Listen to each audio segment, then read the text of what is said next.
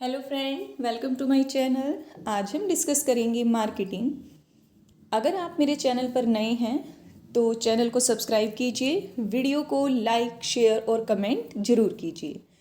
Marketing एक process है जिसमें प्रोडक्ट और सर्विसेज को प्रमोट किया जाता है, सेल किया जाता है और उसे डिस्ट्रीब्यूट किया जाता है पोटेंशियल कस्टमर्स को। और इसमें हम फर्दर कुछ अलग एक्टिविटीज़ को परफॉर्म करते हैं, जैसे कि market research, advertising, branding, packaging, pricing etcetera. और इसका जो मेन गोल है मार्केटिंग का वो रहता है पोटेंशियल कस्टमर्स को अट्रैक्ट करना और उन्हें रिटेन करना। और इसमें हम जो हमारे पोटेंशियल कस्टमर हैं उनकी नीड्स और वांट्स को पूरा करने के लिए हम अलग अलग तरह की एक्टिविटीज़ को परफॉर्म करते हैं। यही हमारे मार्केटिंग का जो मेन ऑब्जेक्टिव है वो रहता है। और मार्केटर सिर्फ यहाँ तक ही लिमिटेड नहीं करता मार्केटिंग एक्टिविटी को कि कस्टमर की नीड को ही पूरा किया जाए या कस्टमर को सेटिस्फेक्शन ही प्रोवाइड की जाए। इसके फर्दर भी प्रेजेंट जो हम मार्केटिंग एक्टिविटी करते हैं उसमें मार्केटर का मेन फोकस रहता है कस्टमर डिलाइट, उनको स्पेशल फील करवाना, उनको वैल्यूएबल जो गुड्स और सर्विसेज हैं वो प्रोवाइड करवाना और कस्टमर को लॉयल्टी प्रोवाइड करना ताकि वो हमारे ब्रांड के लिए लॉयल हो सकें। इस तरह के एफर्ट्स लगाए जाते हैं। और साथ ही जो कस्टमर के साथ है हेल्दी रिलेशंस को एस्टेब्लिश करना, जिसे हम कहते हैं कस्टमर रिलेशनशिप मैनेजमेंट।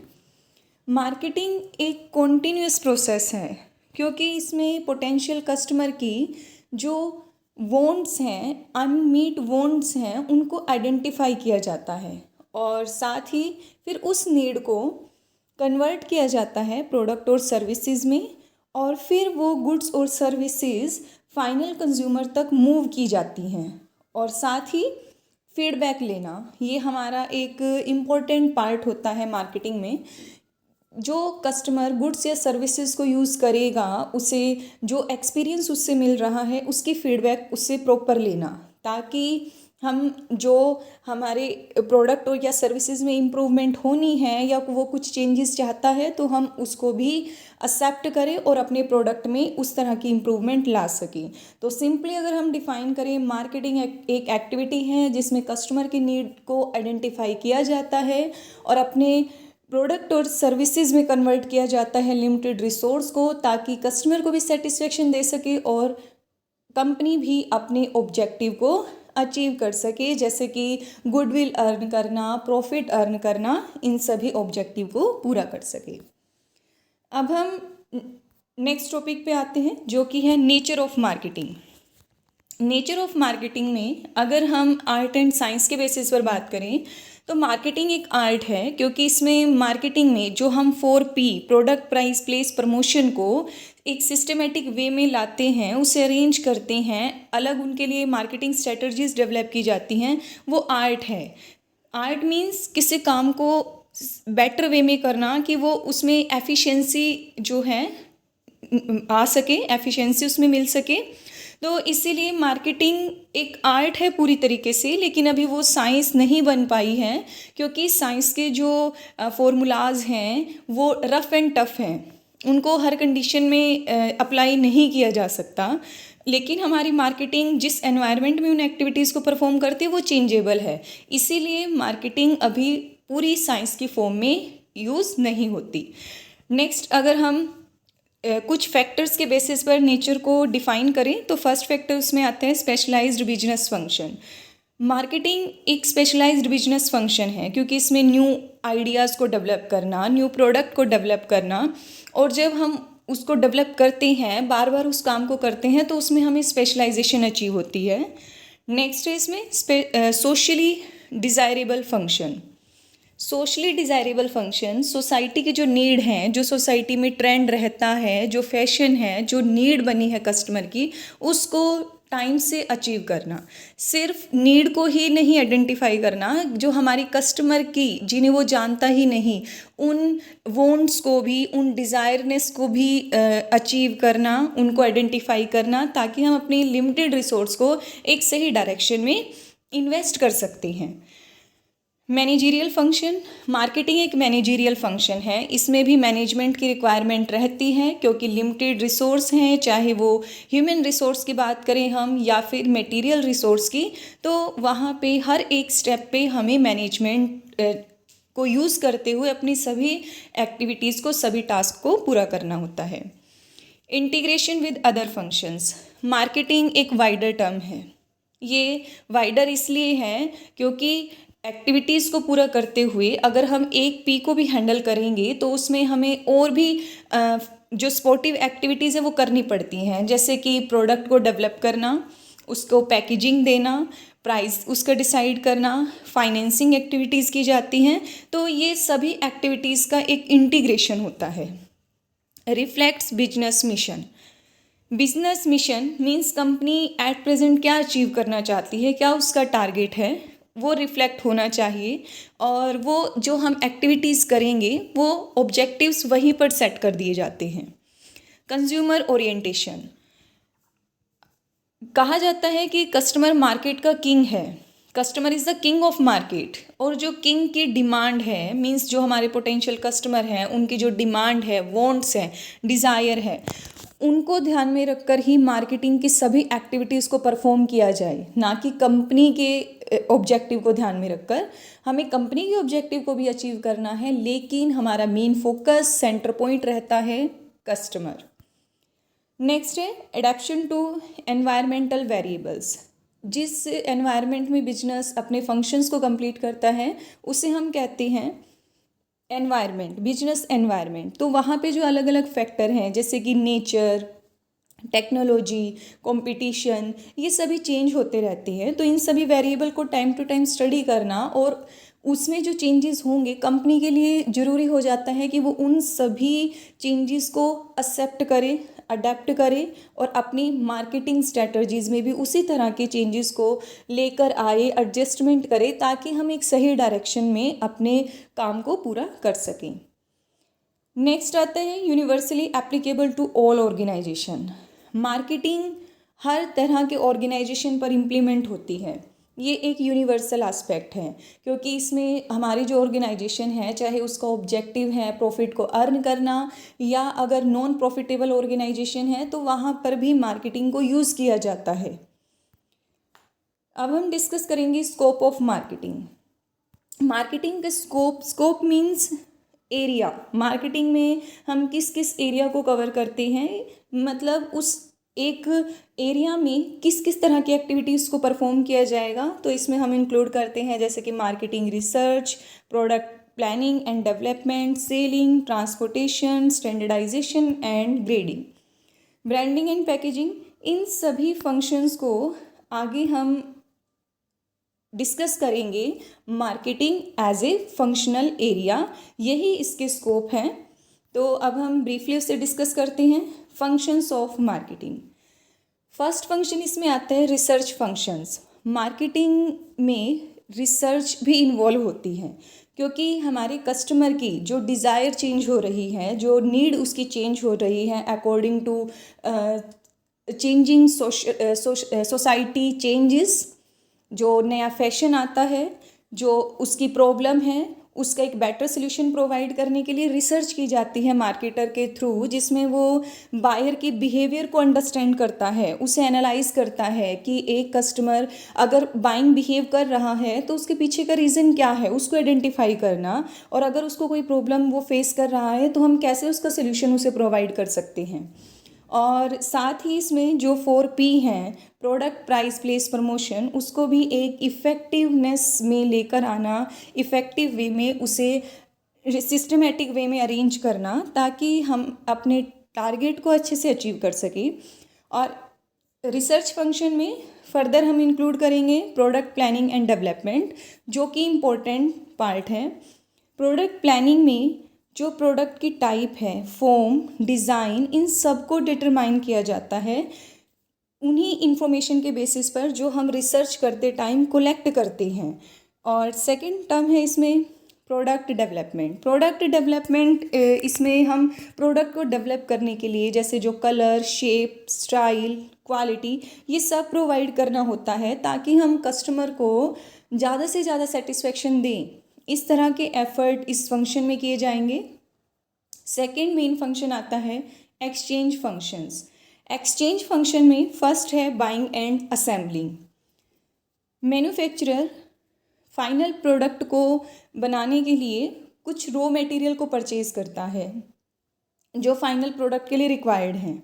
तो इसमें वो फर्दर कुछ अलग अलग एक्टिविटीज़ को परफॉर्म करेगा, उन्हें डिसाइड करेगा, जैसे कि रिक्वायरमेंट्स को डिटरमाइन करना, हमारे जो सप्लाई है रॉ मटेरियल की वो कहाँ से आएगी उसे डिसाइड करना, प्लेसिंग ऑर्डर क्या रहेगा और कहाँ पर वो प्रोडक्ट रिसीव किया जाएगा, इन सभी एस्पेक्ट के लिए डिसीजन लेना ही बाइंग एरिया में इन्वॉल्व किया जाता है।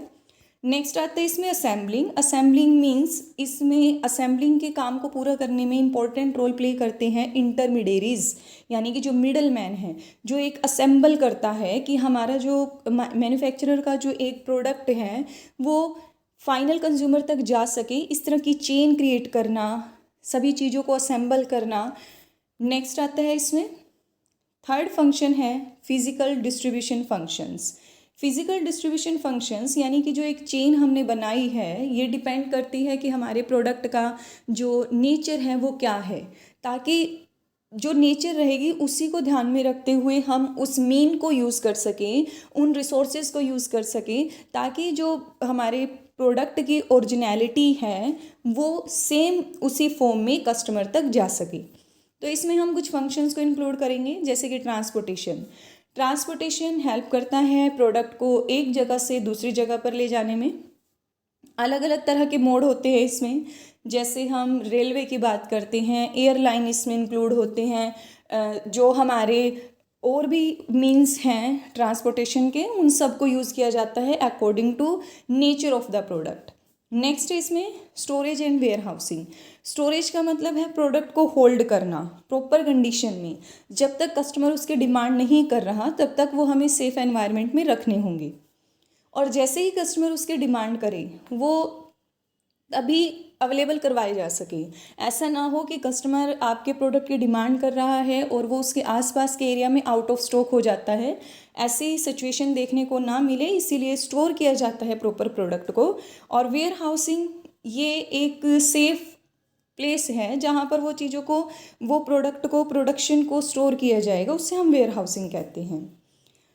नेक्स्ट आता है इसमें स्टैंडर्डाइजेशन एंड ग्रेडिंग। स्टैंडर्डाइजेशन एक एश्योरेंस, एक आश्वासन देता है कंज्यूमर को कि जो वो गुड्स या प्रोडक्ट को परचेज कर रहा है वो प्योर है, यूनिफॉर्म है उसमें क्वालिटी में, उसकी परफॉर्मेंस में। और ऐसा कर सकते हैं हम अपने प्रोडक्ट को स्टैंडर्डाइज करके। स्टैंडर्डाइज प्रोडक्ट में जैसे कि ISI mark, egg mark, quality mark, ये सब प्रोवाइड किए जाते हैं जो हमें उसकी प्योरिटी के बारे में, उसकी क्वालिटी के बारे में एक इन्फॉर्मेशन प्रोवाइड करते हैं।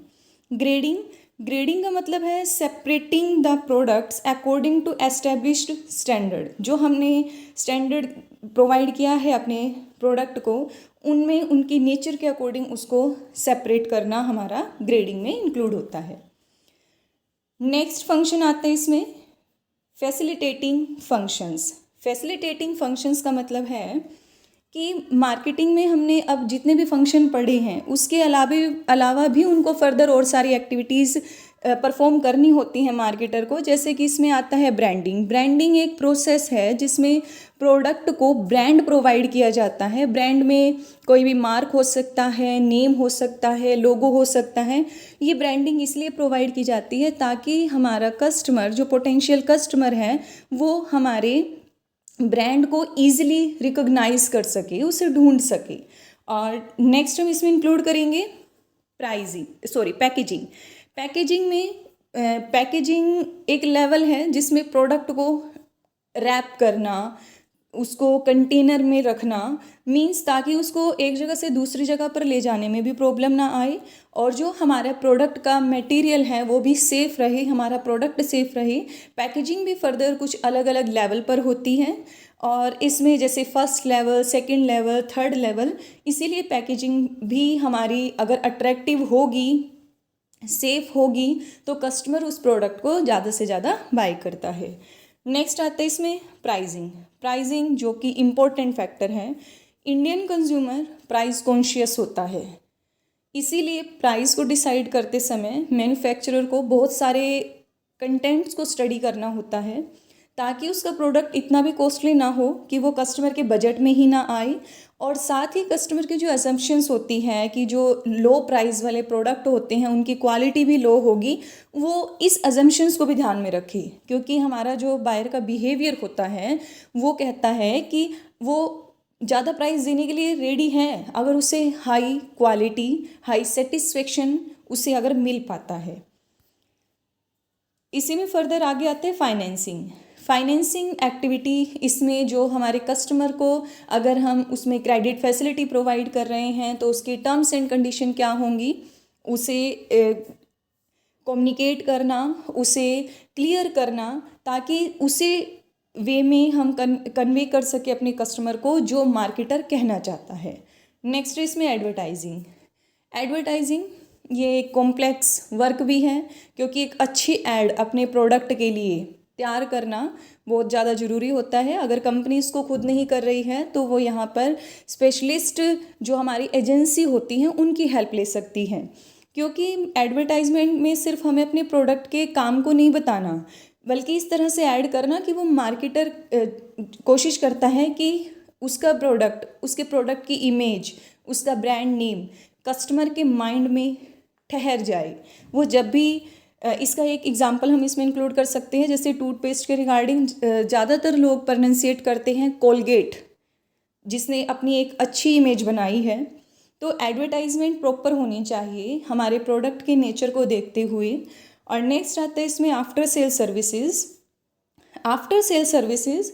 कस्टमर को रिटेन करने के लिए ये एक्टिविटीज़ बहुत ज़्यादा ज़रूरी है, क्योंकि कस्टमर के माइंड में अगर वो प्रोडक्ट को बाय कर लेता है तो भी उसके माइंड में कुछ फियर्स रह जाते हैं, कुछ क्वेश्चंस रह जाते हैं, और वो फीडबैक भी देना चाहता है। तो उसके लिए भी उसको एक प्लेटफॉर्म प्रोवाइड किया जाए, जैसे कि होम डिलीवरी प्रोवाइड करना। अगर डिस्टेंस बहुत ज़्यादा है तो होम डिलीवरी की जा सकती हैं। और इसके अलावा उनको रिटेन करने के लिए टाइम टू टाइम उनको सर्विसेज प्रोवाइड करना। तो ये सभी हमारे मार्केटिंग के फंक्शंस में हम इंक्लूड करते हैं। तो ये था हमारा मार्केटिंग का basic concept, nature, scope and function. I hope आपको वीडियो पसंद आई होगी। वीडियो को लाइक, शेयर, कमेंट कीजिए और ज़्यादा से ज़्यादा लाइक कीजिए, ताकि आपको न्यू वीडियोस मिलती रहें और मुझे भी मोटिवेशन मिलता रहे कि मैं आपके सामने न्यू टॉपिक प्रेजेंट कर सकूं। Thank you.